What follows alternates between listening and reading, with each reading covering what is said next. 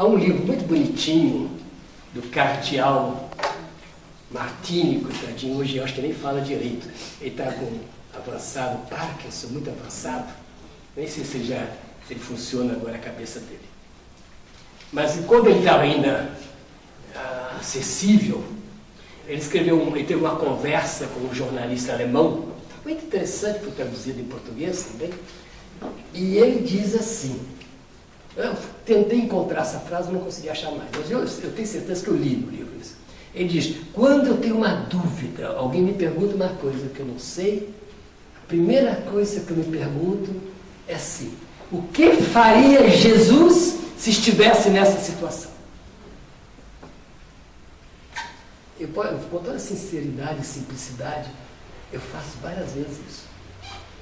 Vocês não escandalizam não, né? Se eu falar isso. Posso falar? Posso, né? Quem fez escandalizar tá por ele. Por exemplo, vem um casal recasado, que vive sério, vive bem, etc. E chega para mim e diz, Padre, eu posso comungar? Aí eu me imagino se ele chegasse para Jesus e perguntasse para Jesus. Jesus, não, pode não. Duvido que Jesus dissesse isso. Vocês vêm a mim e vão dizer que eu não posso estar com vocês? Assim Jesus responderia certamente. Vocês vieram a mim, vocês estão comigo. Como é que vocês vêm a mim?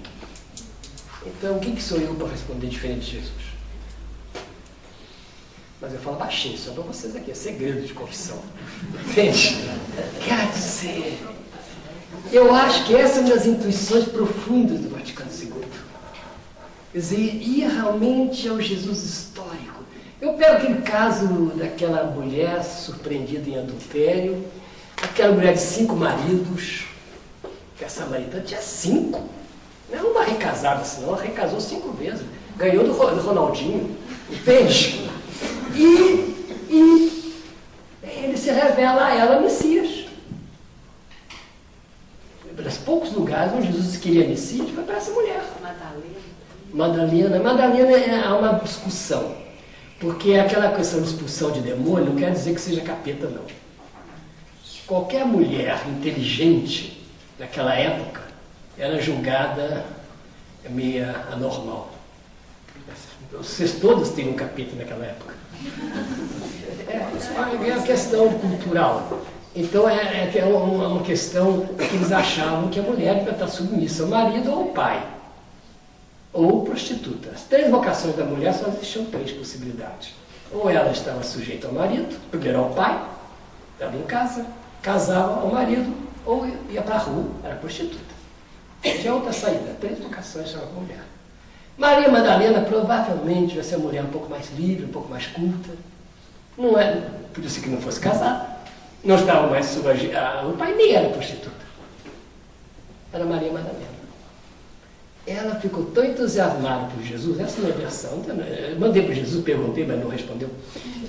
E ela ficou tão entusiasmada dele que o seguiu, contra todas as regras normais da época. Isso é fantástico. Talvez seja esse um dos pontos nos quais Jesus mais escandalizou o povo. Porque ele vivia numa sociedade rural, piedosa, sul de Minas, bem do sul de Minas, e ele saía pelas estradas acompanhado de mulheres. Algumas terão sido prostitutas mesmo, algumas certamente foram, outras não.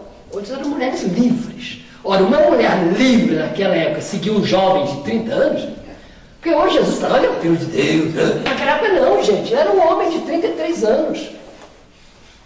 Eu imagino um homem aqui em Belo Horizonte, 33 anos, sabe, com um bando de mulher atrás dele, e os maridos, com a metralhadora, a mulher dá tiro. Entende?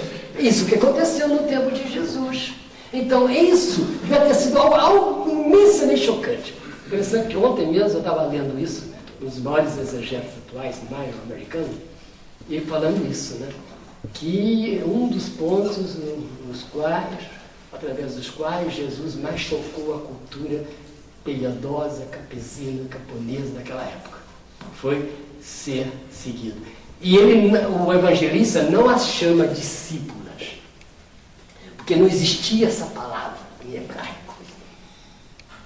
Isso eu não sabia também, aprendi outro dia. Só existe a palavra masculina. A palavra discípula não existia. Então o evangelista não podia escrever, porque não existia. Então só falava dos discípulos. Porque para nós o masculino plural inclui feminino, né? Mas naquela época não, devia ter dito discípulos e discípulos, mas não existia. Então provavelmente, se Jesus não usou a palavra discípulo para as mulheres, porque não existia em hebraico a língua que ele falava, aramaico, então, mas o comportamento dele em relação a elas e elas em relação a ele só podia ser de discípulo e discípula. Então, praticamente eram discípulos dele. Então, Jesus não teve só os apóstolos, mas teve mulheres como discípulos. Esse é Jesus. Então, é isso que talvez o Vaticano II nos deu e que nós estamos perdendo de novo. Por isso esse curso é importante. Que é essa primazia do Jesus histórico. A primazia absoluta da palavra de Deus. A primazia absoluta de Paulo. Sobre todas as leis hierárquicas. Todas elas estão em função da liberdade cristã. Isso é muito subversivo. Altamente subversivo. Mas está lá nessa intuição. Agora, como em Dei Verbo existe também um momento que fala da importância da tradição, que não é importante também, mas uma certa autonomia da tradição em relação à Escritura, isso que é perigoso. Vou repetir agora a distinçãozinha, bem fininha. Se eu disser que a Escritura é fundamental, não tem problema nenhum, que eu falei para vocês, né? Ela está na origem da Escritura. E ela é a continuação lida e interpretada da Escritura. Não tem problema nenhum. Mas qualquer protestante aceita isso. Ficou claro isso? Agora, se eu falo que a Escritura tem uma certa autonomia em relação à Escritura, este é o risco. Porque aí pode passar uma verdadezinha que não está na Escritura e ela te amarra. Se passa uma, passam duas. Se passam duas, passam 10. Se passam 10, passam 200. Esse é o problema. Esse é o conflito de interpretação que eu estou falando a vocês. Ou eu digo a Escritura é a fonte única, última, mas sem negar a importância da tradição, porque a tradição está involucrada com a Escritura e a Escritura com a tradição, isso está ótimo. Agora, quando eu imagino que a Escritura é uma outra fonte paralela, autônoma, e aí vem os famosos dogmas e por diante. É isso que nós temos que nos perguntar. Ficou claro a Dei Verbo como primeira chave hermenêutica? Posso ir para a segunda? Alguém tem alguma dúvida? Tem algum desmaio? Algum problema no miocárdio? Então vamos para a segunda. A segunda é a Lumen Gentium. De novo, se é conflito de interpretações, o que aconteceu com a Lumen Gentium? A Lumen Gentium também tinha um problema grave que enfrentasse. Com que se enfrentar? Qual o problema grave da Lumen Gentium? Predominava até o Concílio Vaticano II uma ideia assim até parece óbvia, que quem cria a igreja são os sacramentos. Não é assim? Você vai, por exemplo, numa tribo indígena. Como é que nasce a igreja? Quando se batizar, quando os índios forem batizados. Aí começa a igreja. Não é assim? Agora, quem batiza? O missionário. Quem é o missionário? O enviado pela igreja, no caso europeia. Logo, a igreja nasce da evangelização, que, por sua vez, é o mandato da igreja central. Parece óbvio isso. Ficou claro isso? O senhor pode repetir, por favor? Você chega numa tribo indígena. Existe igreja lá? Você diz, não, é tudo pagão. Ainda é tudo pelado ainda, piorou. Entende? Aí chega o missionário. Aí faz a catequese, batiza. Tchim, tchim, tchim, tchim. Aí começa a comunidade eclesial. Quem batizou? O missionário. Quem mandou o missionário? O provincial, o geral, o bispo, o papa. Logo, é o centro, a jerarquia que cria a igreja. Está claro isso? Por isso a imagem era essa. Nós plantávamos a igreja. É como se ele trouxesse uma árvore da Espanha e pum, do Peru. chamava de Lisboa, de portugueses, na Tria, em Salvador. Em Salvador eles têm uma árvore que os portugueses plantaram lá. Pronto. Veio o Vaticano II. Começou assim, começou com esse esquema. Aí não sei quem passou, foi o capeta que entrou lá, que eles resolveram modificar. Deu na cabeça de uns teólogos lá, eles começaram a minar os bispos, porque nós não vamos pensar a igreja de modo diferente. Antes de pensar em papa, bispo, padre, vamos pensar nesse imenso povo que é a igreja. Povo de Deus. Portanto, quem constitui a igreja é Deus que chama. Deus que está no coração das pessoas. Deus que nos reúne. Deus que é o fundamento último da graça. Que isso foi através de um sacramento que o Papa, o Padre concedeu, isso é secundário. Mas o importante é a graça de Deus que nos une como irmãos no grande. Então, a primeira grande ideia, somos povo de Deus iguais, todos. Aí mudou. Essa foi a revolução. Antes não. Os leigos são para obedecer, para serem regidos pela jerarquia. Então, precisamos você dizer amém e na época da Páscoa, aleluia. Entende? Então havia um professor na Alemanha que era muito irônico. Os alemães também sabem fazer piada, não são sérios, mas eles são irônicos também. Há uma passagem no Apocalipse que os 4 animais, né, eles chegam diante do Cordeiro, que são símbolos dos apóstolos, dos evangelistas, chegam diante do Cordeiro e pum, cai no chão. Então ele dizia que esses 4 animais eram os consultores do reitor, os consultores do bispo. Né? Chega o bispo e pum, os animais caem todos no chão. Então parecia que a igreja era isso. Diante da autoridade, os fiéis eram os animais do Apocalipse, que caiu. Agora chega o Vaticano II e diz que não. Que nós somos primeiro o povo de Deus. Depois, em função do povo e a serviço do povo, a jerarquia. Outra inversão. Então, primeiro os fiéis, depois o clero. Quem diria, hein? Vocês são primeiro do que nós. Porque nós só temos sentido em função de vocês. Mas isso está no entorno. Mas você também é povo de Deus. É por isso, mas enquanto clero, nós somos a serviço de vocês. A gente celebra para que vocês possam participar. É para isso que a gente celebra. Não é para eu celebrar a missa. É para a comunidade. Então, o padre, o bispo, existe em função do povo de Deus. Isso é uma urgência. Então, há uma inversão. Agora, com essa ótica, aí você vai ler as diferentes funções na igreja, o clero, os religiosos. Outra grande revolução, essa é a primeira. Então, a segunda grande inversão é outra. Até então, né, como tem umas irmãs aí, até então a santidade era uma espécie de monopólio da vida religiosa. Era verdade. Que eram religiosos, santos, as religiosas, e sobretudo as contemplativas. Sei que minha mãe, que era muito piedosa, ela ia ao Carmelo, pedia as carmelitas rezassem para a minha perseverança, porque a oração dela não dava força suficiente para eu perseverar. Ela não me seguraria na vocação. Mas as carmelitas, sim. Então a mamãe chegava, por favor, reze para o meu filho que está querendo ser padre. E aí as carmelitas firme lá e me seguraram até hoje. A mulher não sei. Porque minha mãe não dava conta, porque era leiga, era mulher casada, teve 4 filhos, então não pode ter virtude, não pode ser santa, teve 4 filhos, mas não pode. Então era. Agora, que faz o Vaticano II? Antes de falar da vida religiosa, fala da santidade de todo o povo de Deus.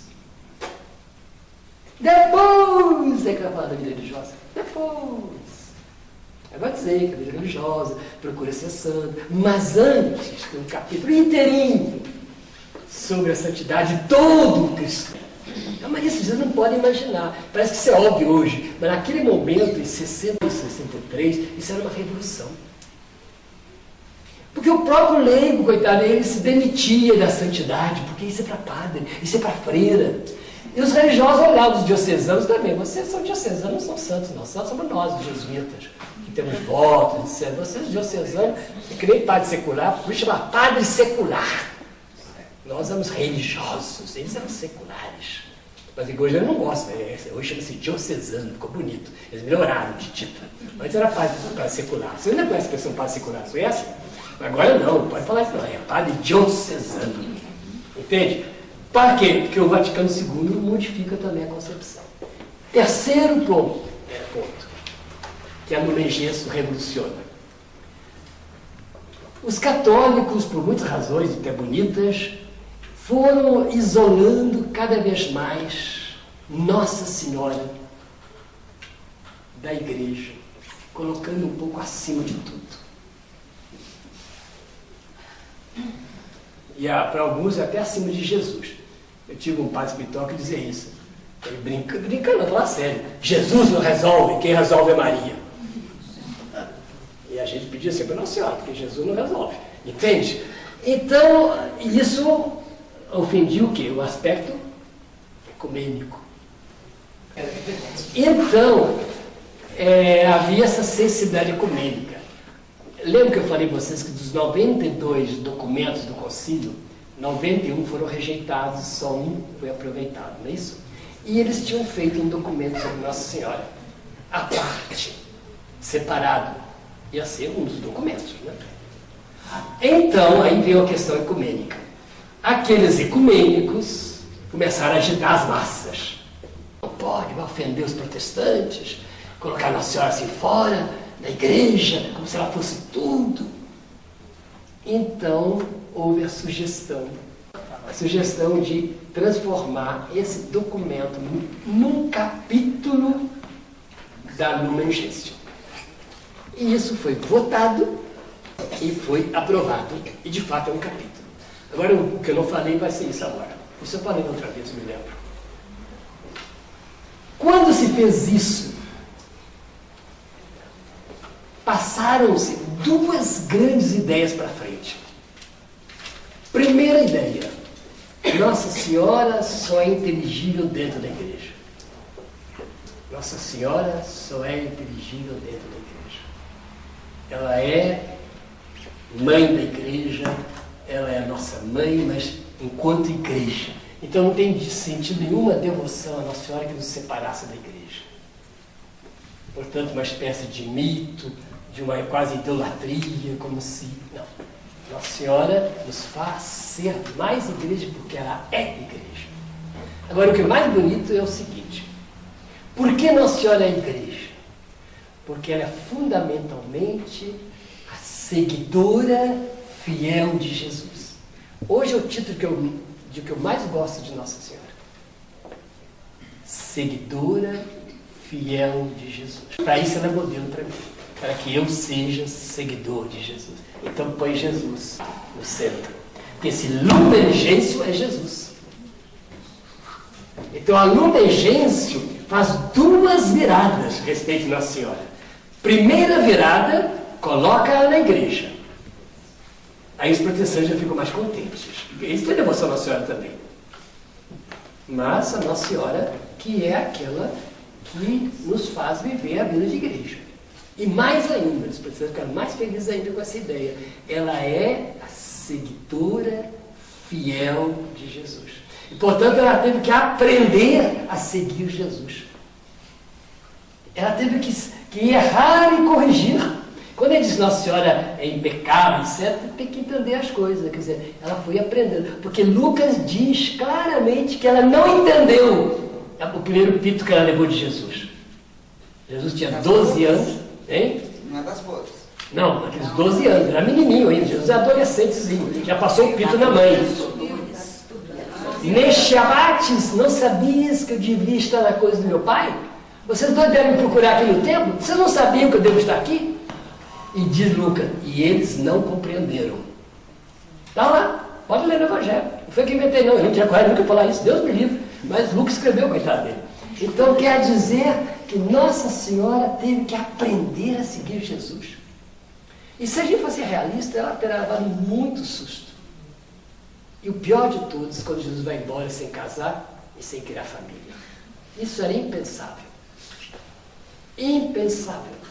Absolutamente impensável.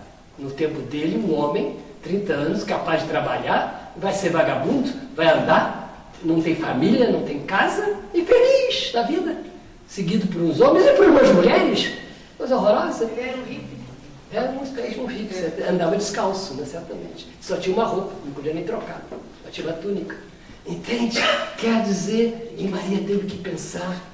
E Lucas diz que ela meditava essas coisas no seu coração. Ela teve que aprender de Jesus, refazer sua ideia sobre Jesus, continuamente até a morte dele. E depois até a morte dela. No sentido que ela foi recordando de Jesus. Então isso que nós fazemos hoje, que fazer que Jesus passe e repasse nossa vida, a vida toda, e a gente vai corrigindo, melhorando, ela fez também. Então isso é Lumen Gentium.